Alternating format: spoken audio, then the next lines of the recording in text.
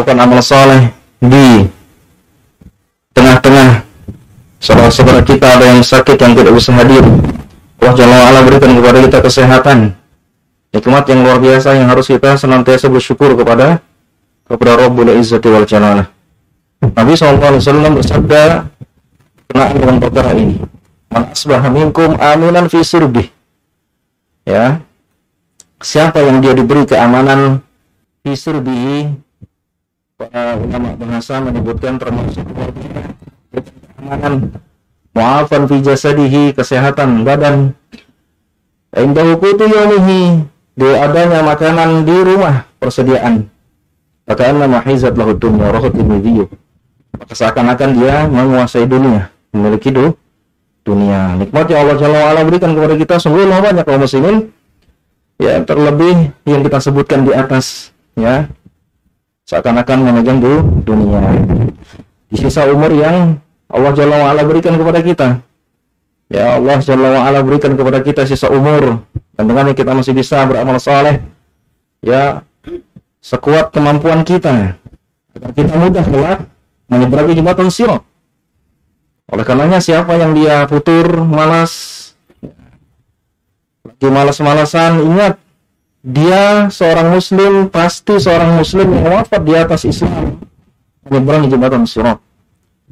Kecuali orang kafir, orang musyrik, orang murtad tidak melewati jembatan tersebut. Orang kafir tidak melewatinya, melainkan langsung dimasukkan ke dalam neraka.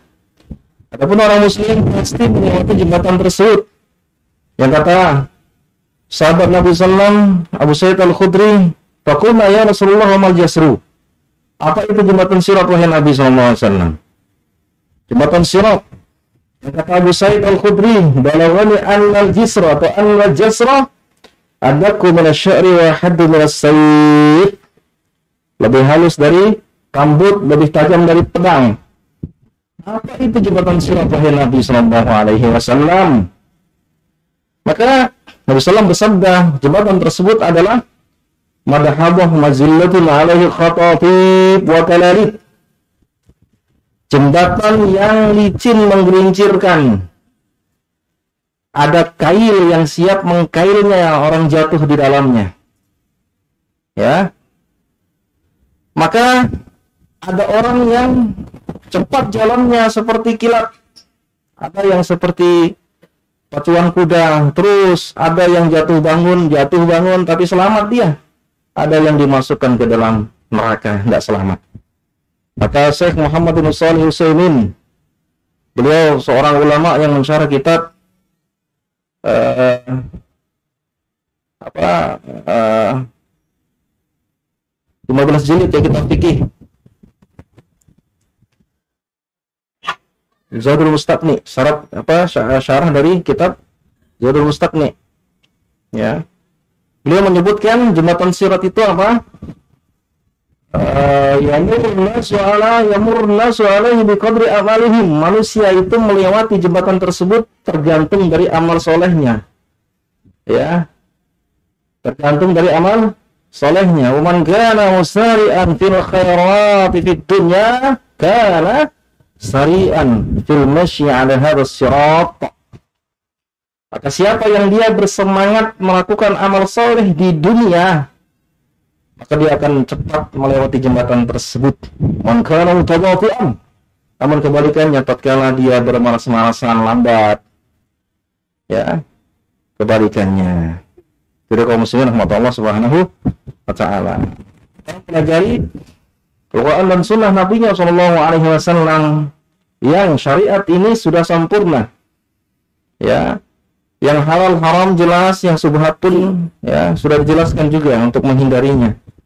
Ya, karena Nabi SAW menyebutkan innahu laysa syai'un yuqarribukum ilal jannati illa qad amartukum bih wa laysa syai'un yuqarribukum ilal nari illa qad nahitukum anhu. Tidaklah sesuatu yang menyebabkan atau mendekatkan amalan tersebut masuk ke dalam surga illa amartukum bih, aku telah sampaikan kepada kalian.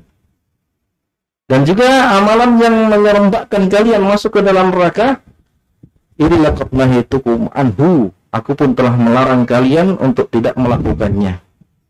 Ini bukti cinta Nabi SAW mengemban amanah risalah. Oleh karenanya Nabi SAW dalam riwayat yang lain menyebutkan kasih sayangnya Nabi SAW kepada umatnya.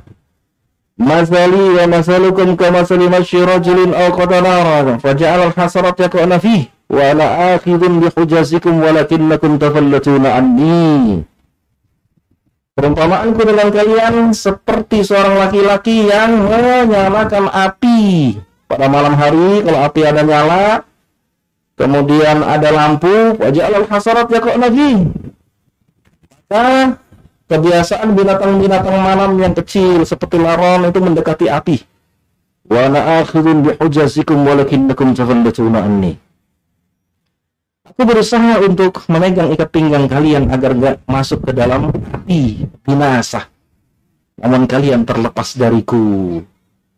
Ya, terlepas dari pegangan Nabi sallallahu. Banyaknya umat Rasulullah SAW yang membangkang atas ajaran Nabi SAW.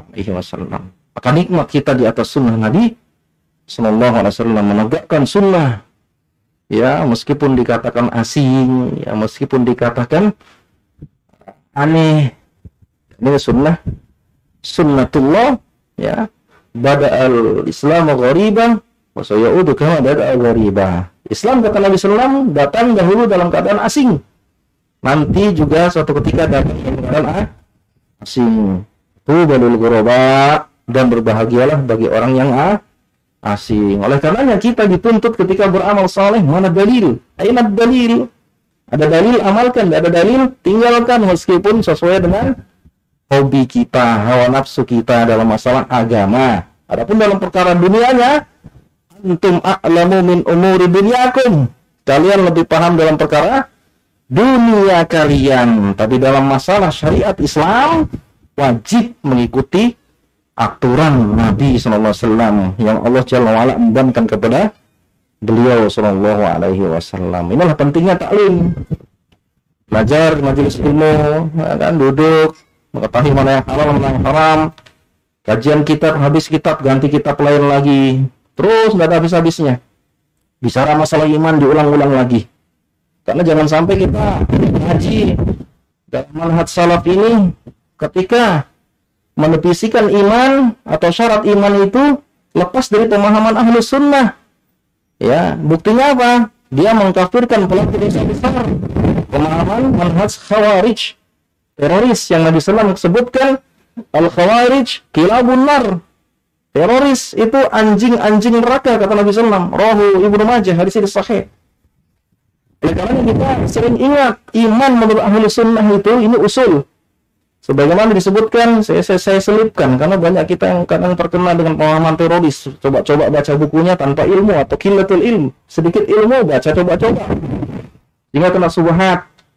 So ini yang semangat nih, karena mereka semangat, wah semangat nih, semangat jihad nih. Nah, ternyata ya bukunya buku sesat, pemahaman teroris. Coba lihat, kita para ulama, kitab Aqidah Al-Wasithiyah oleh Syekh Muhammad bin Shalih Al-Utsaimin, Ibnu Taimiyah. Ya, Ibnu Taimiyah. Dari usul ahli sunnah wal jamaah anna ad-din wal iman qaulun wa amalun. Qaulul qalbi wal lisan. Amalul qalbi wal lisan wal jawarih. Wa anna al-iman yazidu ta'ah yanqusu bil ma'siyah. Iman itu ya ucapan dalam lisan, diucapkan, diyakini dalam hati, dibuktikan dengan anggota tubuh, adanya sholat, zakat, puasa. Itu iman. Kalau enggak cuma ucapan, cuma perkataan, bukan iman itu, bukan beriman. Ya, karena kita kelompok ahlu sunnah dan usul asas pondasi ahlu sunnah itu iman, ucapkan, ini dalam hati, dibuktikan dalam anggota tubuh. Kalau Khawarij juga sama, Mu'tazilah juga sama. Namun mereka ya menghukumi pelaku dosa besar kafir di dunia, kekal di neraka. Ahli sunnah nggak demikian. Ahli sunnah kufrin bina kufrin. Ingat ini usul manhaj ini. Ya. Dan kita bukan murji'ah. Iman itu hanya ucapan dan keyakinan aja tanpa amal, ini murji'ah. Dan kita bukan Jabariyah. Jabariyah aliran sesat. Mu'tazilah juga aliran sesat. Khawarij juga. Karamiyah juga. Ya, Murji'ah juga. Ya, kalau Jabariyah iman hanya keyakinan dalam hati tanpa diucapkan dan diamalkan. Ya, kelompok sesat nih. Nah, ini dia. Makanya kita harus betul pegang usul asas Ahlussunnah wal Jamaah. Dan para ulama sepakat 4 mazhab Ahlussunnah. Apa itu? Abu Hanifah. Kemudian mazhabnya Imam Malik, guru Imam Syafi'i. Dan Imam Syafi'i serta Abu Hanifah ini Ahlussunnah. Ditambah lagi satu dalam kitab fikih itu apa? Zahiriyah. Maut al-Zahiri. Tapi nggak masyhur. Tapi diakui oleh para ulama dia mazhab yang kelima. Syiah nggak masuk. Jangan antum kira asal Islam bersatu, antum bersatu-satu sama ISIS digorok antum. Begitu digorok baru loh antum jahat. Apa enggak dari dulu? Ilmunya penting itu. Bukan mengandalkan perasaan. Itu ya. Bismillah Allah Subhanahu wa taala, kita lanjutkan bacaan kitab Min Ajaibid Doa sampai kepada doa Nabi SAW kepada Abdullah bin Ja'far bin Abi Thalib. Ya, ini anaknya Ja'far. Ja'far adalah anaknya Abu Thalib. Ya kan?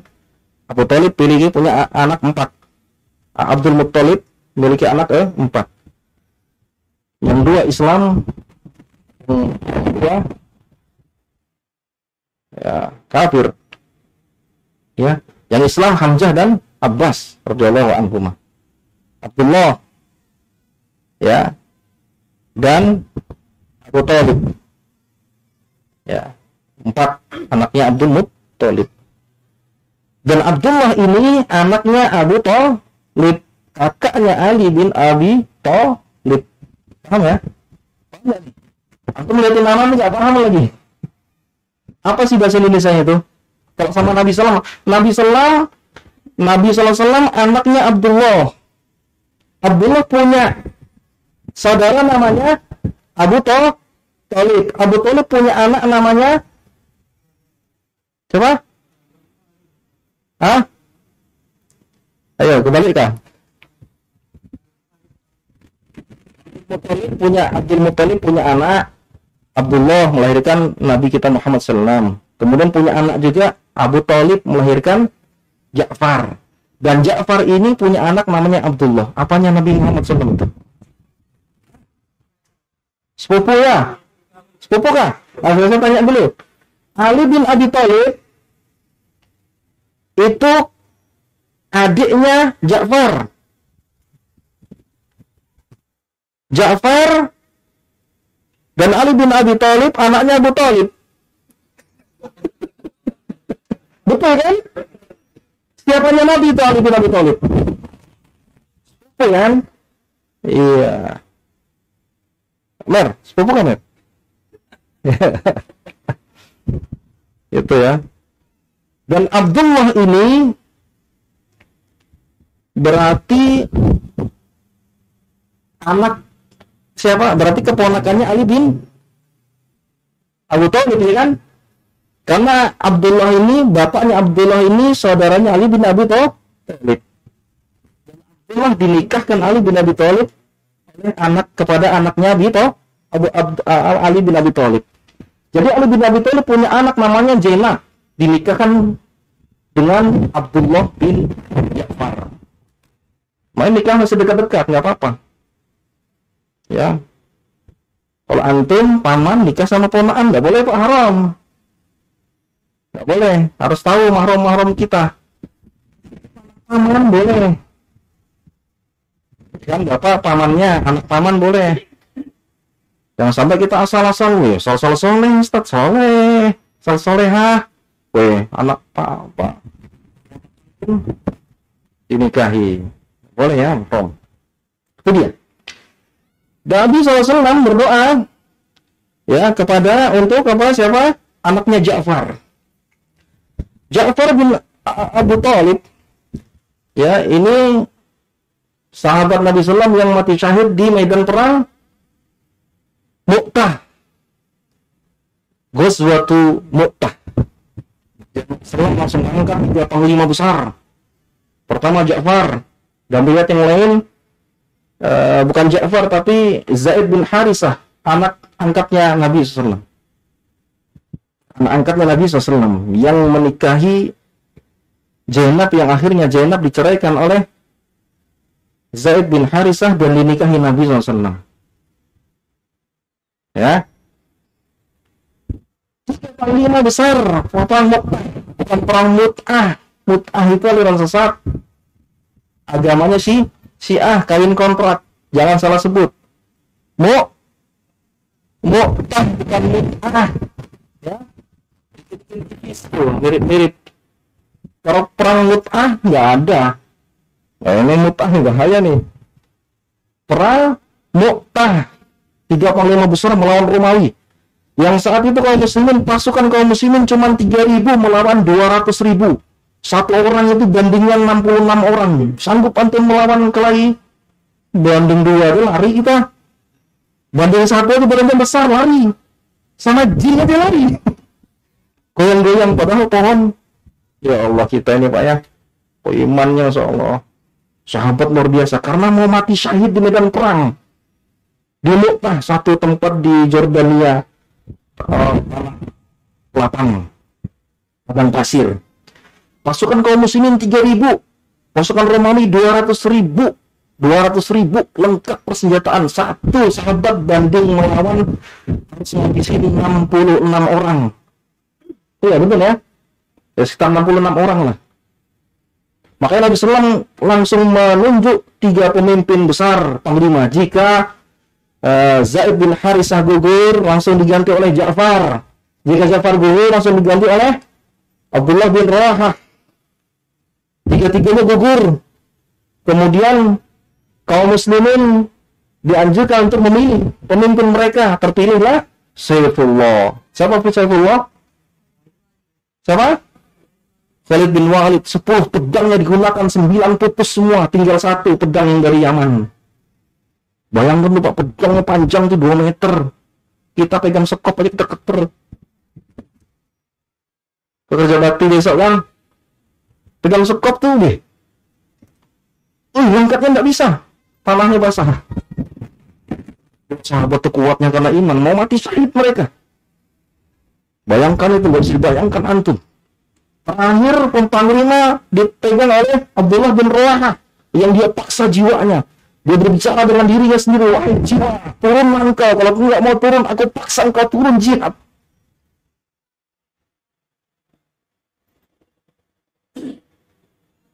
Ya.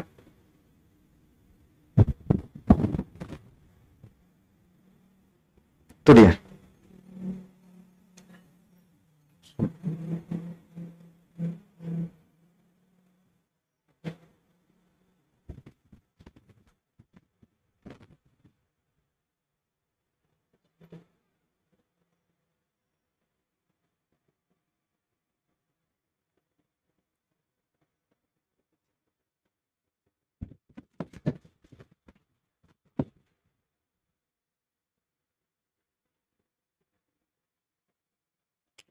Baik, muslimin Allah Subhanahu wa taala.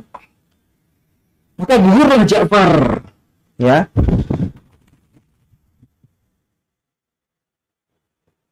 Yang beliau ini baru pulang dari Habasyah. Hijrah ke Habasyah, ke negeri Habasyah, Ethiopia ya sekarang ya. Iya, Ethiopia ya. Ethiopia. Baru bertemu dengan Nabi SAW. Ya. Ketika Nabi SAW ya selesai menang dan gembira, Nabi SAW melawan Khaybar, yang pangku pimpinan saat itu Ali bin Abi Thalib. Senang Nabi SAW. Dan ketika itu pun bertemu dengan Ja'far. Ya. Bertahun-tahun tidak bertemu Nabi SAW. Maka Nabi SAW sebutkan, tidak ada aku mengetahui mana yang lebih aku senang, menang dari Khaybar atau bertemu dengan sepupunya ini ya, sepupunya ya. Ini Ja'far. Kemudian ditugaskan untuk menjadi panglima perang melawan Romawi.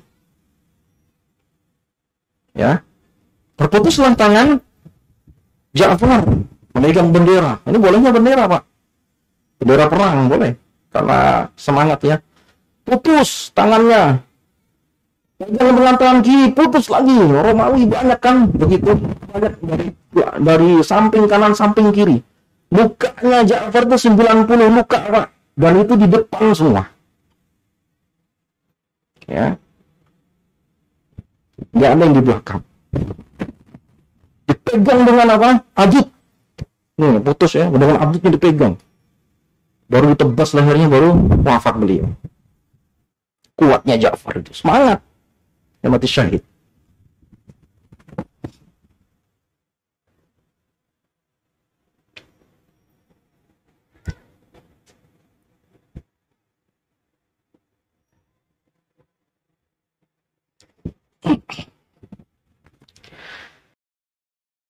Tapi kalau misalnya Allah Subhanahu wa taala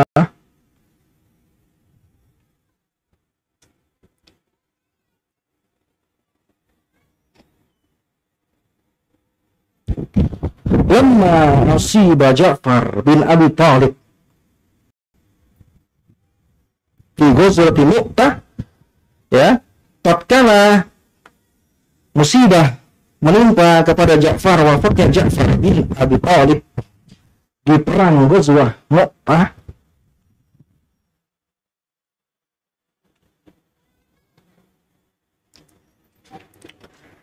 maka apa?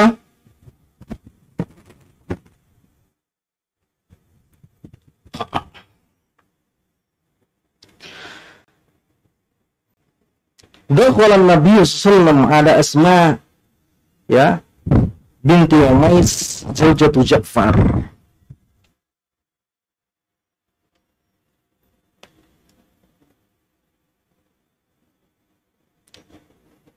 Maka Nabi SAW ini istri beliau, istri Ja'far, ya, namanya Asma binti Umais, ya, dan dia berkata, la tadku ala akhi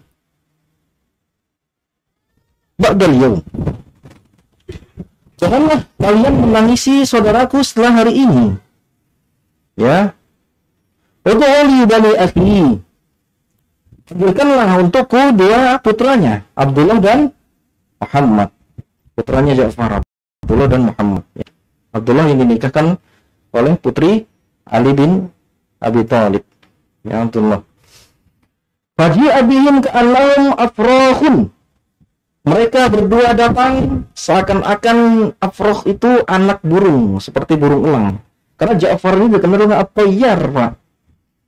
At-tayyar itu burung ya, burung. Karena Allah Jalla wa'ala menggantikan kedua tangannya dengan sayap sebagaimana malaikat, ya, ada sayap. Ini keutamaan yang Allah Jalla wa'ala berikan bagi orang mati syahid. Terutama adalah Ja'far. Ya, setelah meninggal maka dia dikenal dengan at-tayyar, Ja'far at-tayyar. Ya. Seperti burung yang memiliki dua sayap. Ya. Maka anak-anaknya ini seperti afrakhun, yaitu anak-anak burung, ya. Pada Abil Halak, maka Nabi SAW memanggil tukang cukur. Mungkin rambutnya panjang anak itu, ya, nggak terurus mungkin kan. Nabi SAW perhatikan ini, ya. Fa'laqalahu birisahum, maka cukurlah rambut mereka, ya. Cukur. Maka Nabi SAW bersabda, amma Muhammadun fasyabihu ammina Abi Thalib. Adapun Muhammad ini, saudaranya Abdullah, mirip dengan paman kita, yaitu Abdul Muthalib, yaitu Abu Thalib. Ya, Muhammad ini anaknya Ja'far, yang satu dia mirip seperti Abu Thalib, paman kita. Nabi SAW menghibur. Wa amma Abdullah, adapun Abdullah ini maka fasyabihu, ya, khalqi wa khuluqi, dia mirip denganku, kata Nabi SAW, dan sifatnya pun mirip denganku. Abdullah, dia hidup sampai pemerintahan Muawiyah, masih hidup beliau, Abdullah, ya. Amul Jamaah, persatuan, ya, kepemimpinan diserahkan Hasan kepada Muawiyah, pun beliau menyaksikan. Thumma akhadha bi yamini Abdillah wa qala. Kemudian Nabi sallallahu mengambil tangan kanannya Abdullah. Kemudian Nabi mendoakannya, Allahumma akhlif Ja'faran fi ahlihi. Ya Allah, gantikanlah pengganti untuk Ja'far untuk keluarganya. Ya. Wa barik li Abdillah, dan berkahilah Abdullah ini di ya safqati yaminihi, dalam perdagangannya. Boleh kita mendoakan dalam masalah urusan bisnis ya. Doakan ya Allah, berkahilah dia. Berkahan dalam dunia. Sebagaimana juga Nabi SAW pernah mendoakan Anas bin Malik ya. Hartanya berlimpah, habis doakan Nabi SAW. Seakan-akan aku kalau mengangkat batu, di bawahnya terdapat emas atau perak. Ya boleh ya. Doakan masalah dunia, ada keberkahan. Agar nggak minta-minta. Karena minta-minta itu terhina ya. Tapi kalau orang yang tukang minta-minta, di akhirat tidak ada daging, tengkorak ya. Penghinaan Allah terhadap orang yang demikian, yang suka minta-minta. Gitu ya. Maka qalu fakana Abdullah min aktsaril muslimina tijaratan wa kana yadribu. Maka ya Abdullah setelah didoakan Nabi SAW, maka dia kebagian dari terbanyak kaum muslimin dalam masalah perdagangannya, sukses. Nah, sukses dalam perdagangannya. Tidak kaum muslimin harus doanya Nabi SAW.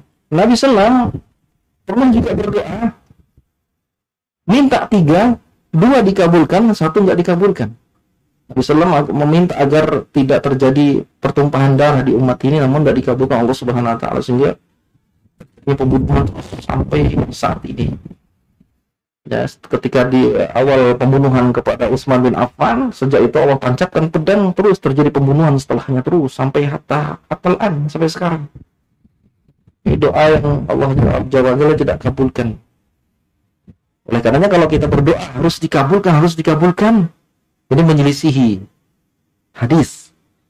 Karena tidaklah seorang dia berdoa melainkan mendapatkan 1 dari 3. Ya kan? Kita baca.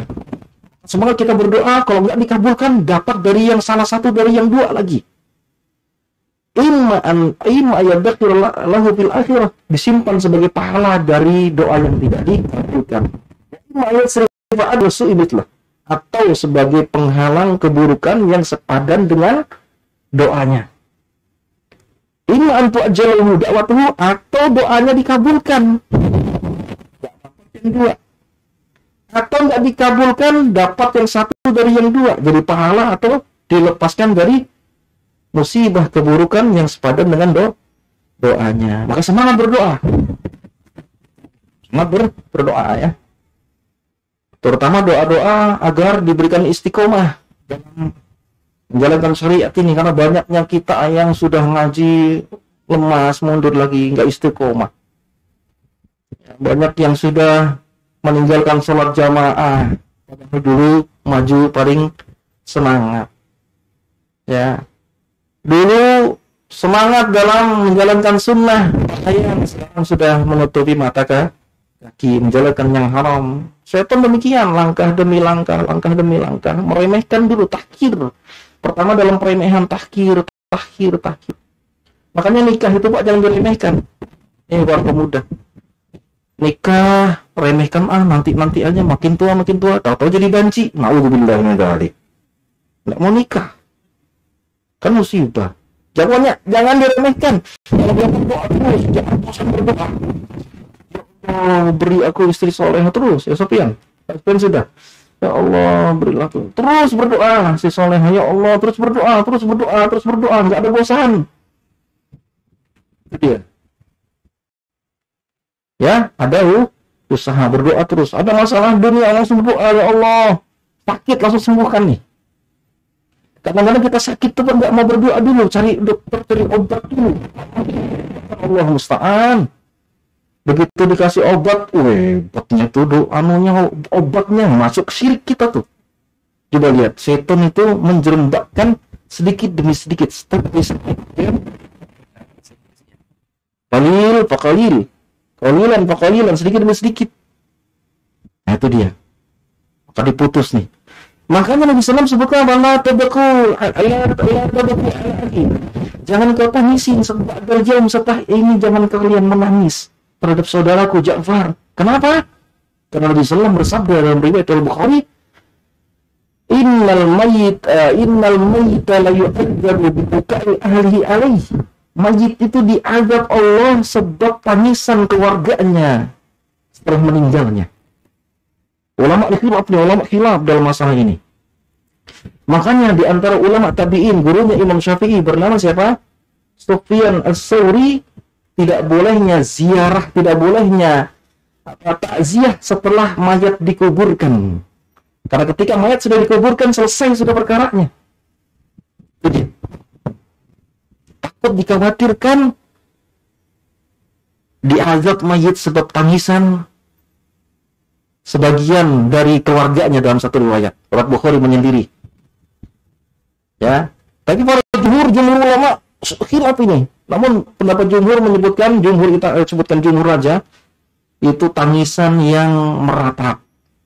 Apa dia meninggal, Allah nggak sayang sama aku, masih muda, anaknya banyak, utangnya banyak, terus istrinya baru 1, padahal cita-citanya 4.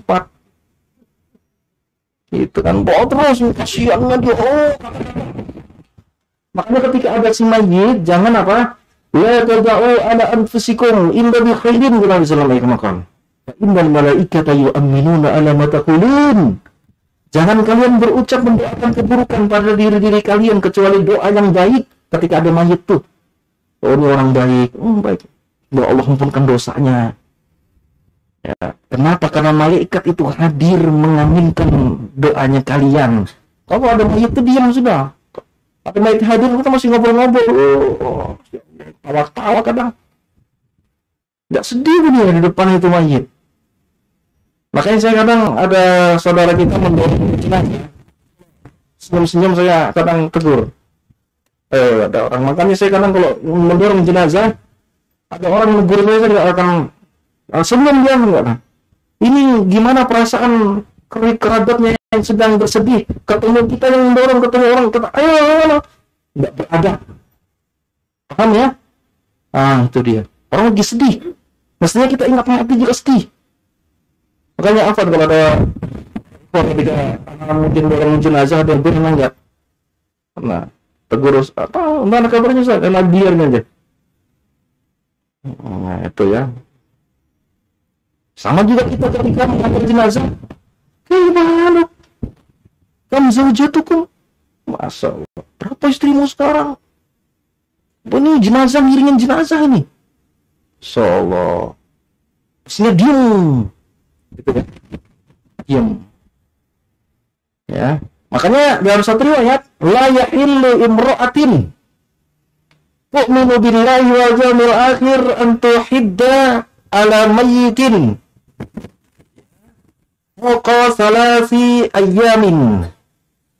Tidak halal bagi seorang istri wanita beriman kepada Allah dan Rasulnya dia bergabung terhadap mayat selebih daripada 3 hari kecuali suaminya. Fa innaha tuhiddu ba'da ashhurin wa ashra. Rawahu Bukhari Muslim. Karena seorang istri itu dianjurkan Nabi SAW bergabung sedih selama 4 bulan 10 hari. Ini masa iddahnya juga. Makanya Pak, kalau ada istri tinggal mati semuanya langsung kawin, itu istri sesat. Sesat nih ibu-ibu dimanapun berada, dengarkan ini. Jangan langsung kawin. Atau ada istrinya, suaminya meninggal, dia ketawa senang, alhamdulillah bisa kawin.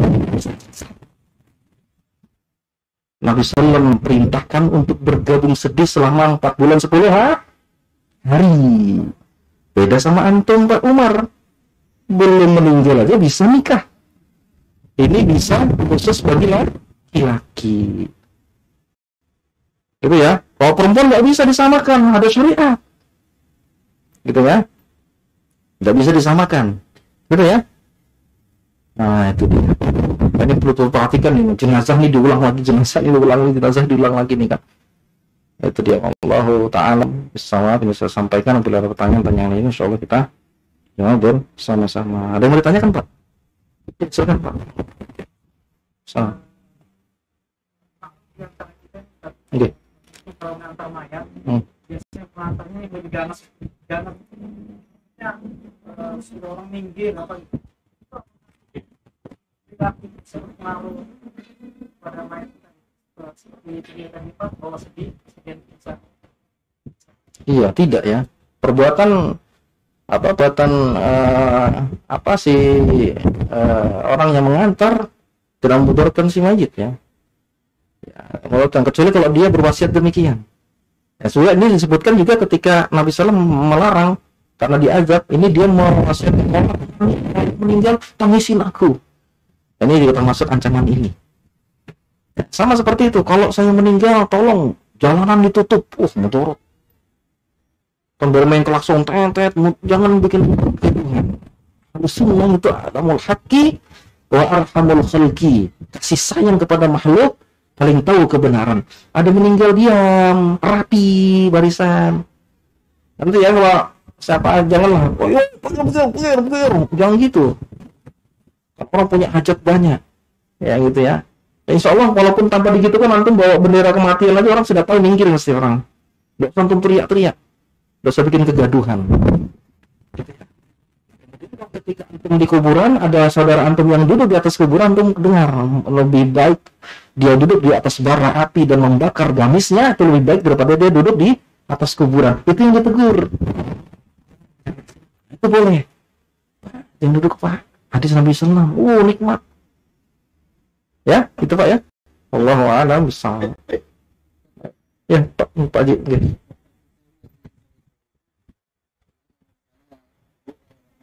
Tapi ada tempat jadi juga bukan di kuburan, di tempat mayatnya, tapi ada tempat itu. Iya. Iya, yang tidak boleh di atas kuburan. Karena Nabi SAW pernah menguburkan orang Ansor, sahabat Nabi Ansor, mereka diam sambil lahat, tapi tidak duduk di atas kuburan. Yang dilarang duduk di atas kuburan. Dia Bapak lihat Pak. Nah, gitu kan, kuburan gitu ya. Gitu Pak ya. Nggih ya. Nggih. Larangannya adalah kuburan tidak boleh didudukin. Ini saya sampaikan Pak ya. Subhanakallah bihamdika asyhadu an la ilaha illa anta astaghfiruka wa atubu ilaik. Assalamualaikum warahmatullahi wabarakatuh. Nah, macam